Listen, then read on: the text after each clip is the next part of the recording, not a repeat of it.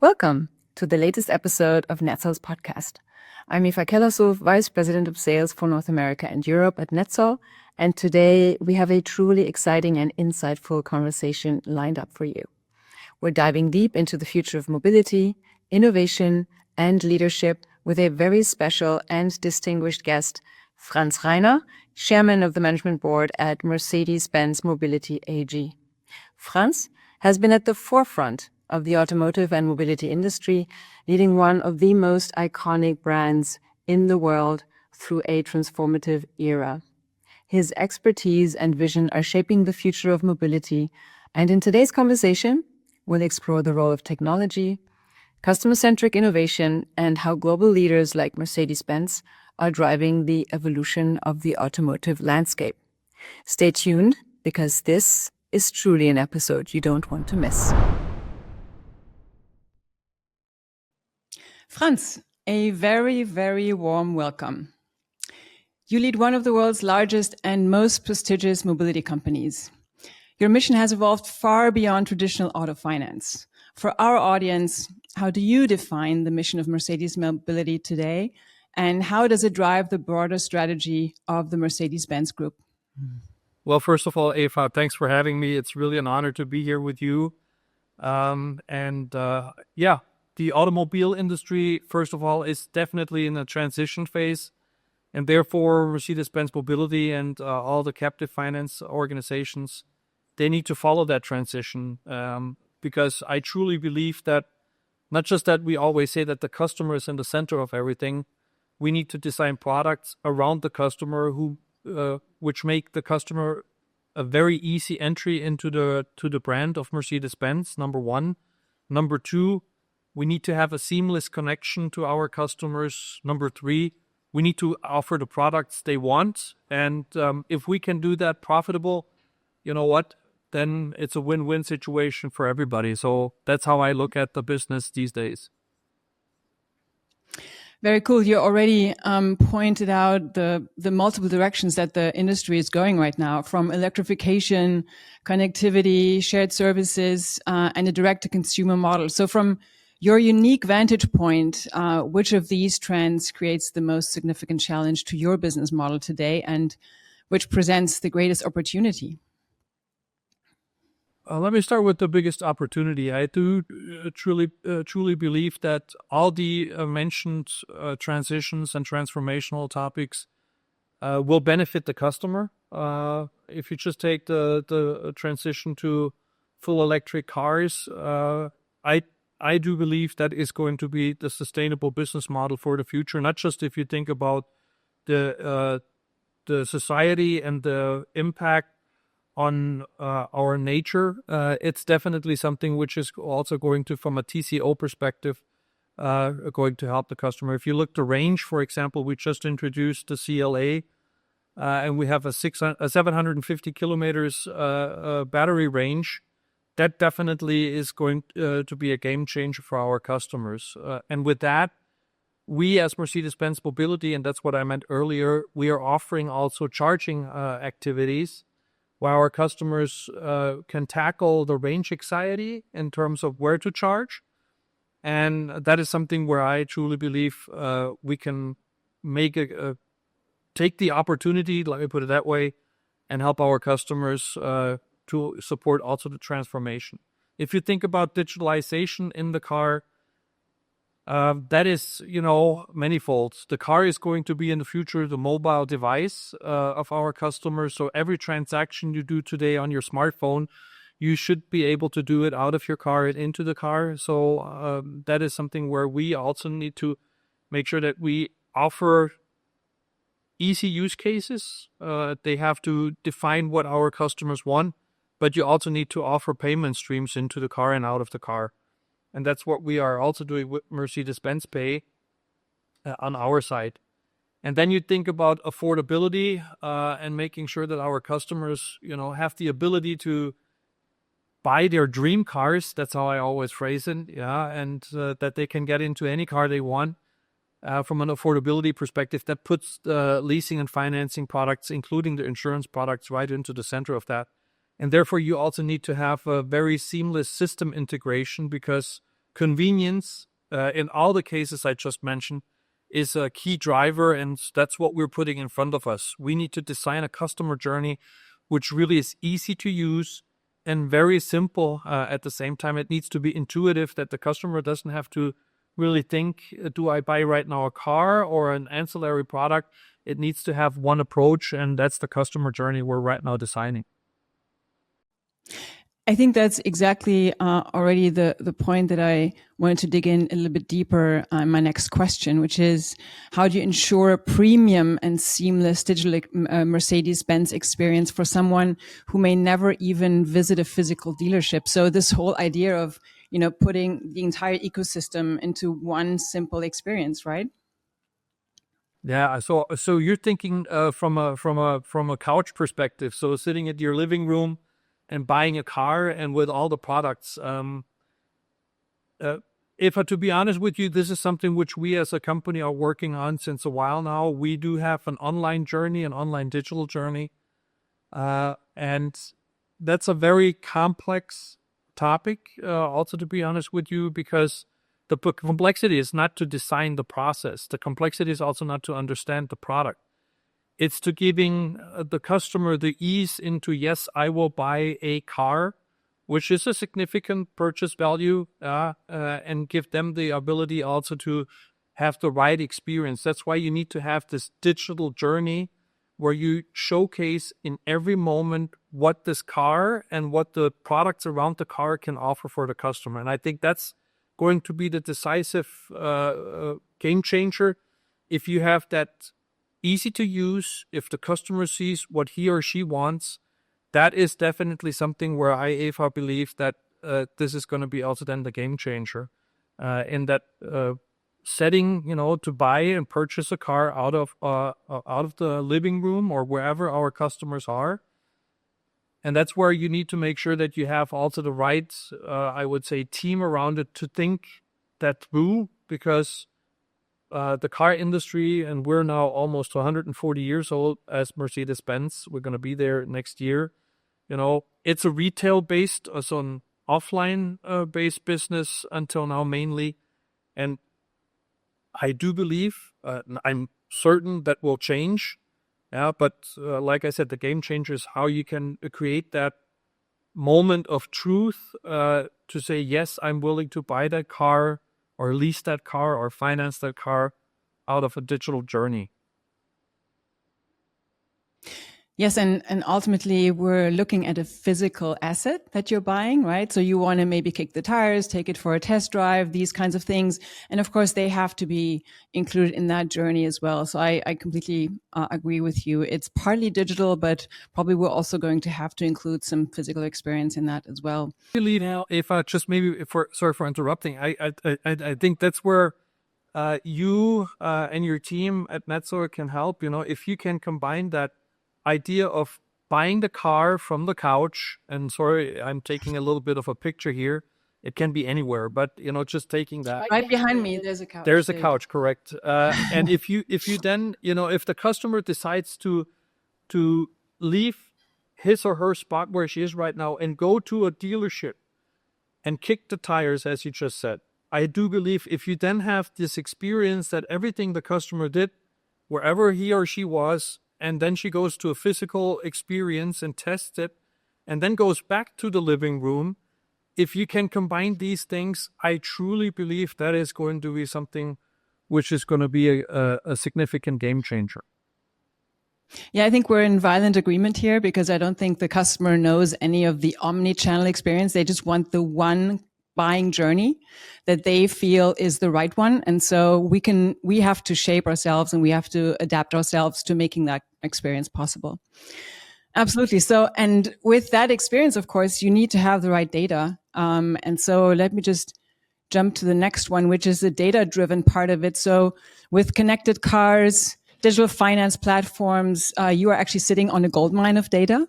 So how is MBM harnessing data and AI, and not just to manage risk, but to create also truly personalized mobility offers, predictive services, or new in-car payment ecosystems?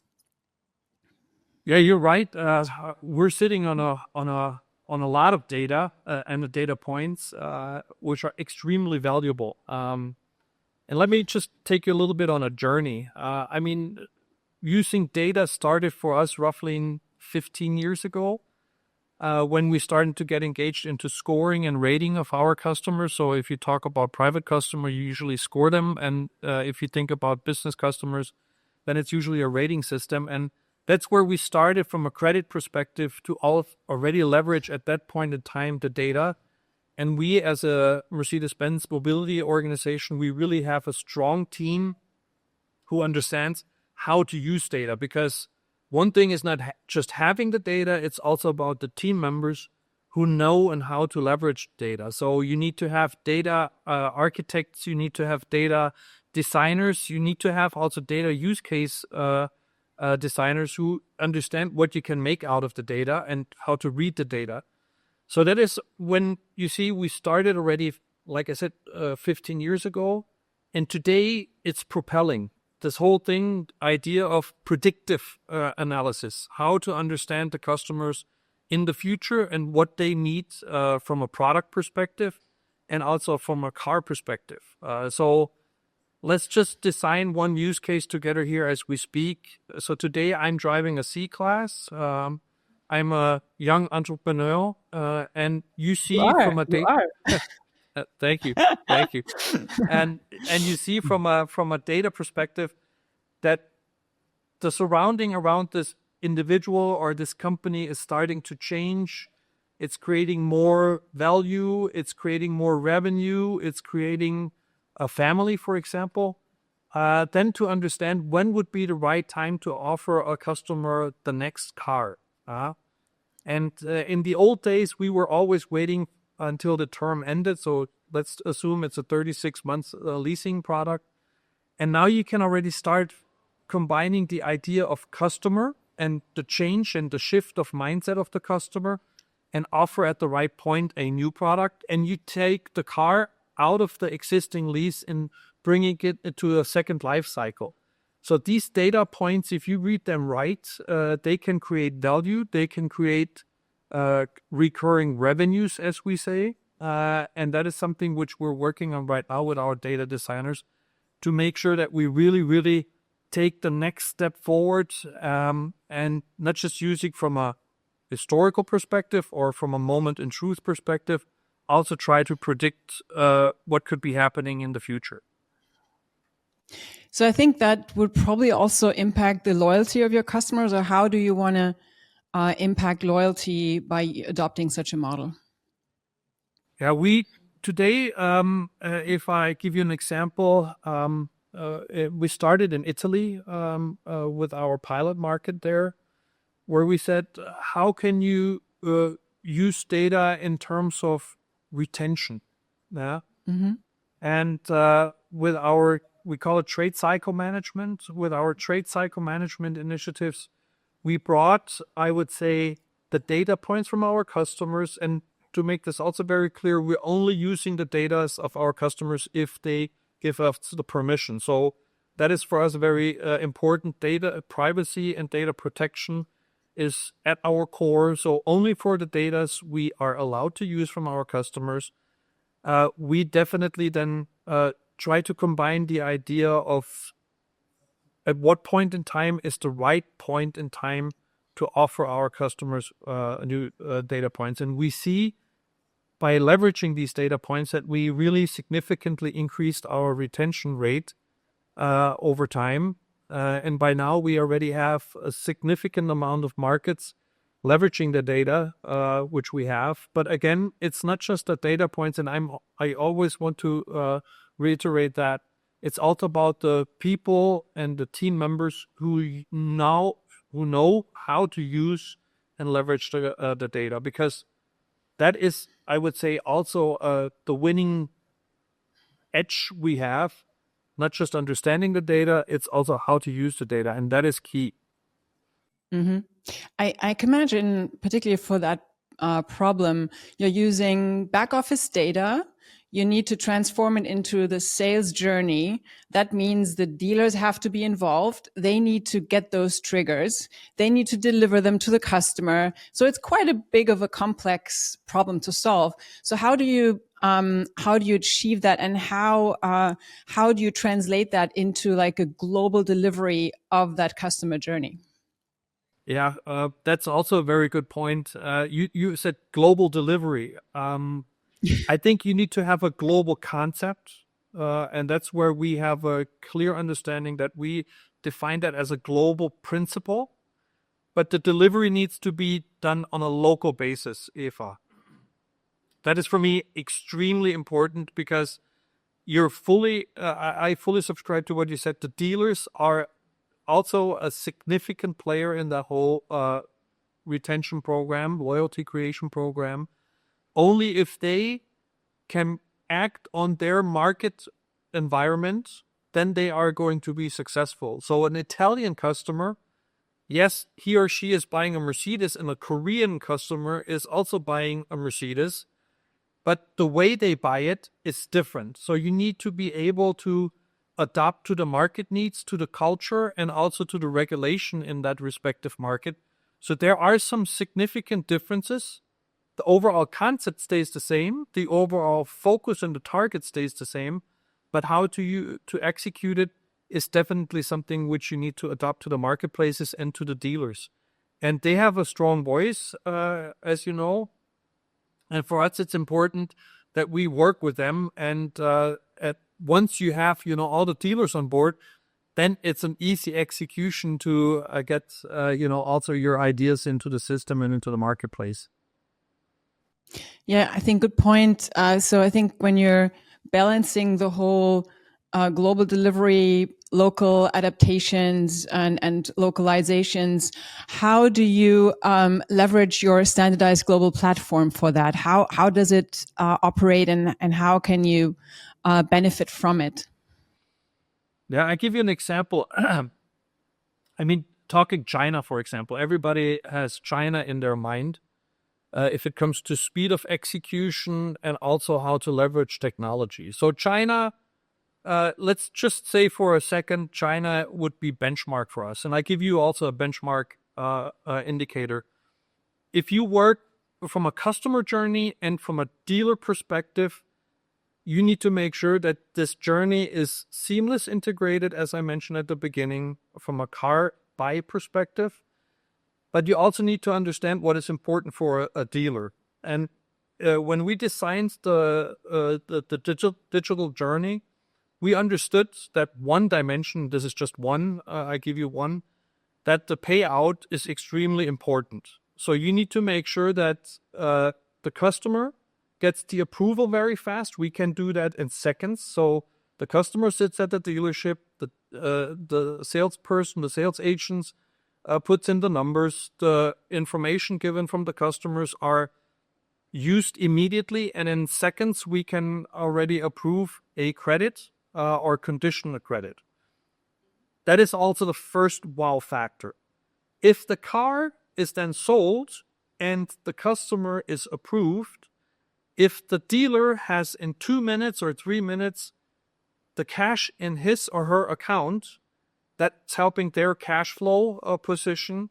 And that is something which we jointly together have designed. And this is something which is taking a huge step forward, because we can create in seconds, or let me say in minutes, before the coffee is on the table, we can create this moment of wow, where the customer says, you know what, you need to buy a Mercedes, because they understand how to do it very fast and surprise me with speed. And the dealers are saying, wow, I had the money in my account and I didn't have to follow up, after weeks or days or whatever. So immediately. That is for us benchmark. And this is something which we're rolling out right now across the globe. So we saw something happening in a marketplace. We saw some clear dedication from the partners, you, for example, and others, helping us to understand that and driving that forward. And that gave us the opportunity now to take that global concept and we roll it out on a local marketplace. Yeah, I think that's right where I wanted to go next. So thank you for zooming in on APAC already, a region where we and at NETSOL know well, from our longstanding partnership, and that you're operating in very successfully in over a dozen markets there, like from mature markets like Japan to hypergrowth markets like India, or like the super high speed China speed markets like China, right? So what do you see as the single greatest operational challenge in scaling your business across such a complex and diverse region? Oh, it's a loaded question, but let me try to simplify the answer, Eva. If you look into service business, yeah, service business and financial services business in specific lives from two significant dimensions. One are the people. That's for me the most important part, because people deliver service and create the idea, and then it's our system landscape. So you need to find ways and partnerships where you have a mutual understanding of that, and where we as an organization can balance also our spendings. Yeah. So on the one side, you need to have system landscape which is modern, which is fast, where partners address the changes in the marketplace together with you on eye level, number one. And you need to make sure that you also have a partnership in terms of when we have a request, that this is being seen very fast in terms of, yes, we need to support that idea. And that is how I understand how these things should be deployed and can be deployed. And we did that in the past together. And I'm really thankful for that, because NETSOL is now with us since a significant, I stopped counting the years, if I maybe The decades, maybe. decades, I would call it, together. And that is what I really truly believe that is going to be a significant game changer. So we need to make sure that we balance the spending on, we call it IT costs. It's more than IT costs, it's the processes and all of that. And also we balance then the operational costs we have on our side. Right. So it's speed to market, but it's at the same time making sure that you're compliant in every single market, that you follow the regulations and the sets of rules, legislatively as well as culturally. I think that's quite a bit of undertaking. Just maybe follow up on that question is, how much time do you spend on, let's say, the Asian part of your business on a day-to-day business? Day-to-day, yeah. I would say, you know what, if you if you look at the regional split, we don't have regions anymore, because we truly believe that if you want to deploy a global concept, you need to think global. But let me just give you a little bit of a glimpse in terms of portfolio. We are running roughly 130 billion in portfolio on the financing and leasing side altogether. And the majority comes from the US, so the significant portfolio size. And then thereafter, I would say Europe and Asia Pacific are somewhat the same size. So if you think about regulation, I can tell you that I'm thinking every day a lot more about the Asian Pacific market, because they have a significant increase in regulation in the way they deploy, and they want us to deploy it. So it's also fast changing. And if I think about overall business performance, it's 1/3, 1/3, 1/3. I would not, count one child out and say it's less important. Got it. Now, ultimately, from a platform perspective, the customer doesn't see the back end of our systems or of your systems, but they feel it, right? How does having a modern, agile finance and leasing system like the one we've built together in APAC translate into tangible benefit for the end consumer and for your dealer partners? And you already mentioned the China funding or disbursement of money in seconds example. Yeah, it's it starts with ease of use, digitalization, self-service functions. I mean, the concept behind it is really driven by the customer. And then there is also the pricing dimension.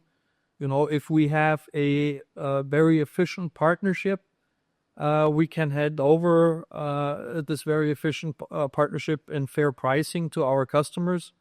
So these would be the two dimensions how a customer can feel it, the ease of use and also from a fair pricing perspective. And you mentioned it, and for me, that's a given. I just want to say it.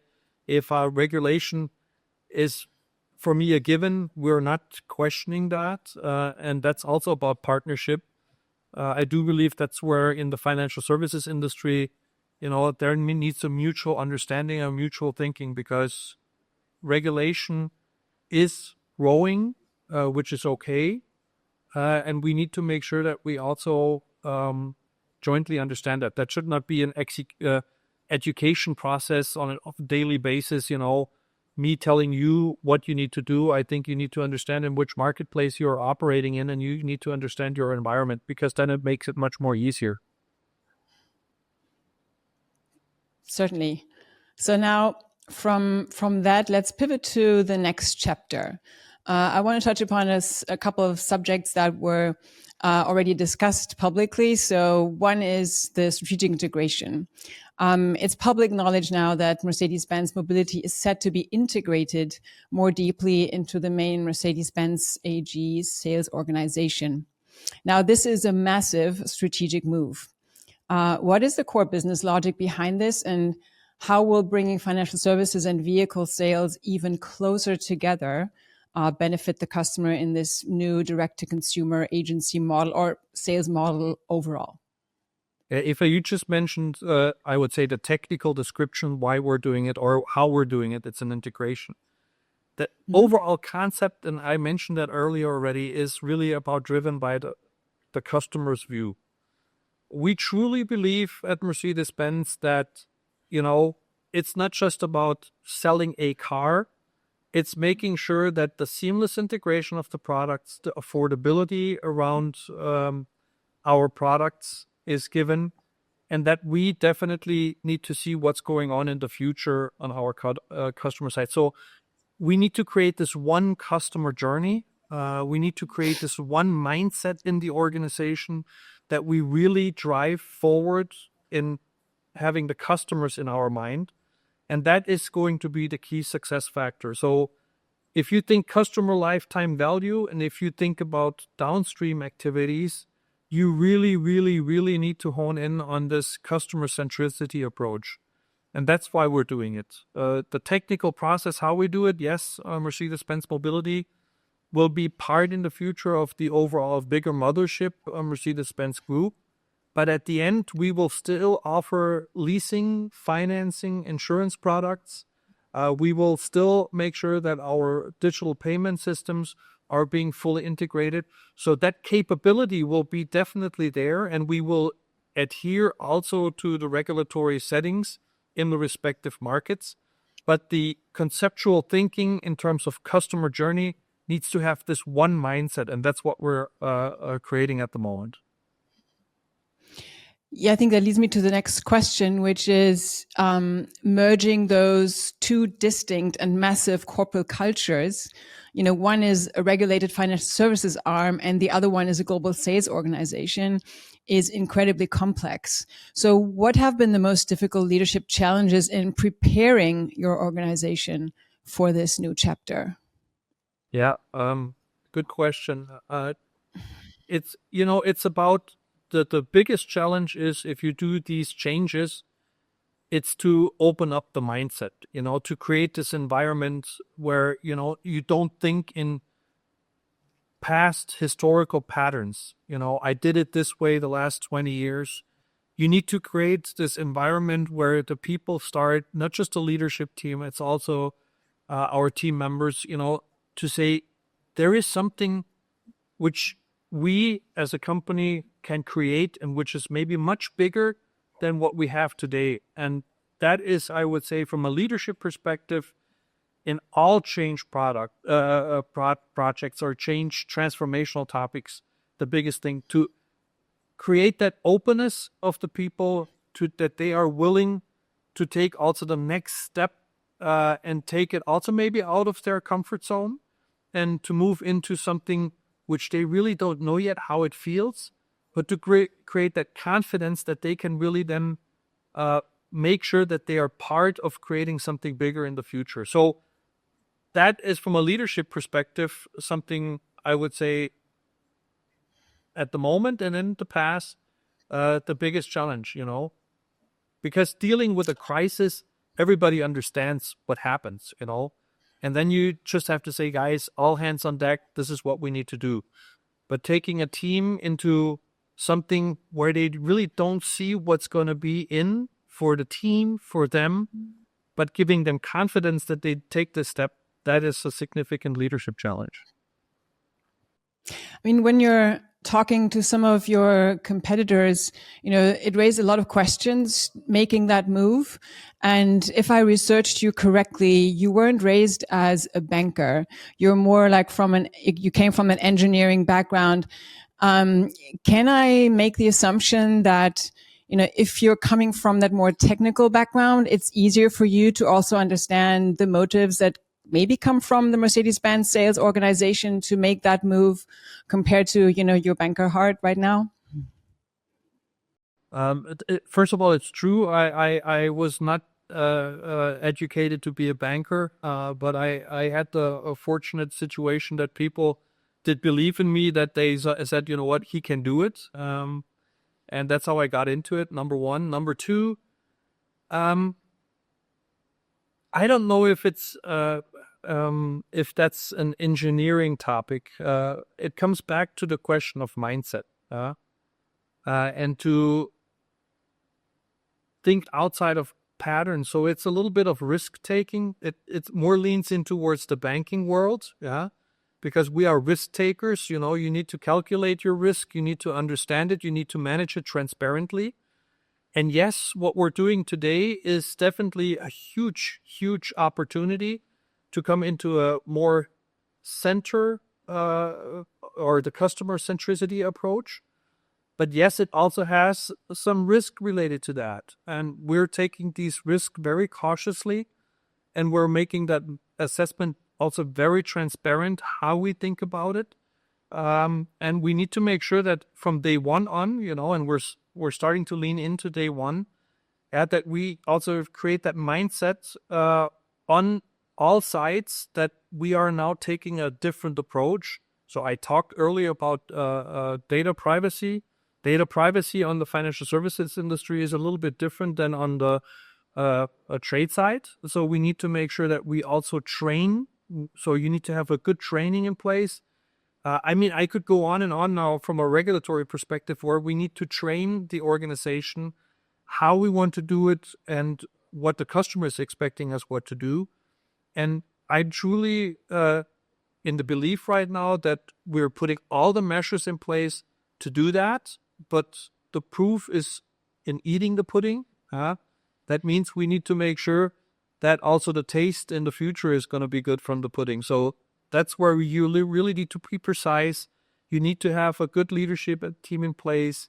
You need to help the people into that thinking, and you need to also explain it. So training and taking them on the hand and giving them also, as I said earlier, the confidence that they can drive it forward.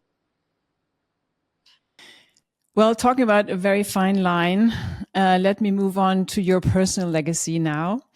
You've been with the company for over 3 decades and have led MBM since 2019. As you prepare to step down at the end of this year, what are you most proud of? And let me add a second question. What do you see as the most important legacy you'll leave for the future of mobility services at Mercedes-Benz? What am I proud of? I think, if you look back 3 decades, there were a lot of challenges. There were a lot of changes. There was a lot of transformation. And if you see where this company stands today and what the team did create from a value perspective, if you just look at the pure financials, but also from a cultural perspective, I think that is something which I'm proud of, that the team was able to do that, that the team was driving that forward, and that they always did believe in what they were doing and how they're doing it. So that is something where I'm really proud of. If you think about the future, the company is going to be in good hands. They will make sure that, also a fresh pair of eyes, a new way of thinking is going to create another, I would say, a future because, next year, Mercedes-Benz is going to celebrate 140 years. We're going to have a product lineup which you didn't see before. So there's a lot of things to do. And I'm sure they will, take the baton and run with that moving forward, because this is what this company is all about. The star is going to keep shining, and the team will make sure that they do the most out of it. Yeah. Right. I remember in preparation for this podcast, I listened to another one that you participated in, and it was about fintech and payments. And you mentioned that maybe your legacy is going to be taken over by maybe a female leader. Now, that's not going to be the case. Let me or allow our listeners to maybe share a few words around where you see female leadership shine and where you think MBM and you personally have done a good job trying to create more diversity in that in your group as well. Yeah. Thanks for that question, Eva, because I truly believe that we are living in a diverse and inclusive world, and we should live in an inclusive world. That's how I see it. And there are some challenges on that topic. But let me also say that, diversity in leadership and organizations doesn't come overnight. It's a question of a journey, and you need to have a strong value-based culture. And I remember days when we started to create that culture. That was between 2000 and 2005. And we really did embark on that topic with a clear mindset that we want to go for it. And in our company today, I'm extremely proud. I really am extremely proud that from a diversity perspective, we don't just look at gender. We also look at sexual orientation. We look at different color. We look at different culture, because I truly, truly believe that is making an organization successful at the end. Because in simple, if you would call it business case terms, we're a reflection of the society, and that gives us the strength of also the openness of thinking. And that is something which a company from a value-based perspective can offer, that platform to say all the ideas on the table, let's think about the best solution for our customers in the respective marketplaces. And that is going to give us the opportunity. And you know what? Yes, I unfortunately, unfortunately or fortunately, there is a strong leader coming in, Peter Henn. He's going to make sure that he's also driving this organization forward, and I'm happy for that. But I could also say, that female leaders took over very strong positions in the Mercedes-Benz organization, and I'm also very happy for them, doing so. So that for me is already, proof in our concept to stay true to who we are and what we are. And that is also something which I'm sure that the legacy will say in the future, that they are doing the same thing, because we only can survive if we are, making sure that we understand everybody. And it's not just about, gender, it's about all the thinking processes. Yeah, wonderful. And now, Franz, of course, after a truly remarkable career at the pinnacle of this industry, our audience is dying to know what comes next for Franz Reiner. That is a good question. My CEO at home, she's telling me that the list of to-dos is very long. So that is number one. Then, after fixing the roof and all that stuff? Yeah, everything and the above. Yeah.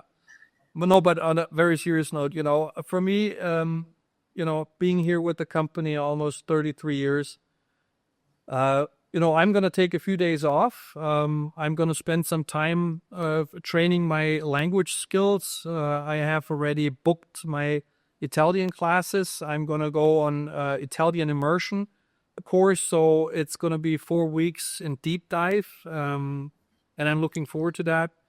And then I will look what the future will bring. I'm always an optimist. For me, when one door closes, another door opens, and whatever that will bring to me, I'm happy to look and take that opportunity. So I'm confident, let me put it that way, that I will not sit at home and being bored. Yeah, so I look forward to our paths crossing again in the future as well. But before we get there, the horizon, you mentioned it. What is going to happen over the next, let's say, 5 to 10 years, if we might even be able to look that far? So let's say it's 2035. And do you think auto finance will still even exist as a term, or are your customers simply managing a personal mobility budget on an app that blends car sharing, long-term subscription, and charging services all into one monthly payment? Where do you see the future go? Yeah, let me just go back to the starting point of my career. When I started when I first got introduced after my trainee program to leasing and financing, we were thinking, how can we increase our penetration rate? At that time, leasing or financing was something you only did behind closed doors because nobody should know that you couldn't afford a Mercedes-Benz. Today, I can tell you that we have markets which are exceeding by far 50% penetration rate. And that tells you that there is a shift happening. And you just mentioned something where I truly believe that as financial services industries in total, we need to rethink our business model. And that's what we as Mercedes-Benz are doing. We come from the customer perspective. We look and put the customer in the center. Yes, we want a lot of customers to buy our fascinating products and talking cars or vans in that specific case. And then we want to make them also a very easy entry. And that's where leasing, financing, payment services, insurances have a different play in the future. And not just as a isolated product segment, that could be an door opener in the future. And I have a view in 2035, and I'm going to say that very cautiously, and I hope I'm not getting misunderstood by the car and OEM guys, that the customer will start thinking first about what he or she can afford, and then will buy the car. So it's going to be a change, but at the end, it's all about making sure that Mercedes-Benz has a fascinating, a sustainable, and a bright future. Yeah, or as my former boss would say, people have always been price shoppers, but payment buyers, right? So it's all going to be about that payment. And we know, affordability is a massive topic. In the US, we're seeing now 20% of the consumers paying more than $1,000 on their monthly payment. I think that's something. Is that something that you're worrying about for the future as well? If it comes down to also, including more, let's say, more of the population to, even become more palatable to Mercedes-Benz, or does it appear to be a premium and a premium product only? Cool. Thinking about that future part. Sorry to throw that in. Yeah, that's another good question. I mean, let me put it that way, Eva. What we need to do is we need to have a very close link to our customers to understand what at the end they want, and how we can make these payments affordable to them. And I do believe that is going to be the key answer in 2030. It's already the key answer today, and it's going to be a key answer in 10 years, in 5 years, and 7 years from now. So we need to make sure that we really, really, really understand that. And we maybe sometimes need to even educate our customers and be open and transparent, in terms of, is that something which we want to do and can do? So I think that's also part of partnership, to stay honest to each other. And I think that is going to be also something which we're looking for. Wonderful. Now, as we close, what is the one key message you would like our listeners, and many of whom are in the finance and technology space, to take away about the future of mobility? The one topic, I would say you need to have the right people on board to understand where mobility is going to go, who have the courage to lead also mobility space, and who want to create something sustainable for the future. That is, in the nutshell, what I would say. It's all about the people.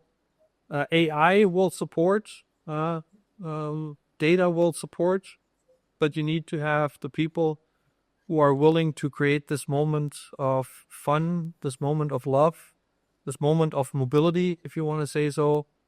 And that's where it all starts. But you need to have, like I said, the courage also to take the next step and don't stand still. Because also a former boss said to me one day, if you stand still, you're going to start stepping backwards. And it takes courage to move on.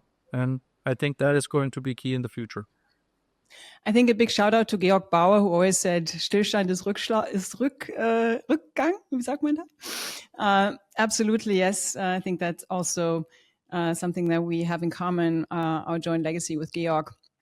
I really appreciated this conversation with you. Let me say again, a big thank you on behalf of NETSOL and myself. I'm truly honored to be able to speak with you today, and all the best for the next couple of months. And then I'm sure we'll speak again in the future. Thank you very much, Franz. Thank you so much, Eva. A big shout out also to Naim, who had the idea to invite me to your podcast here. Big thank you to NETSOL for the partnership in the past. And all the best to you guys. Stay curious, stay bold, and let's jointly move on together.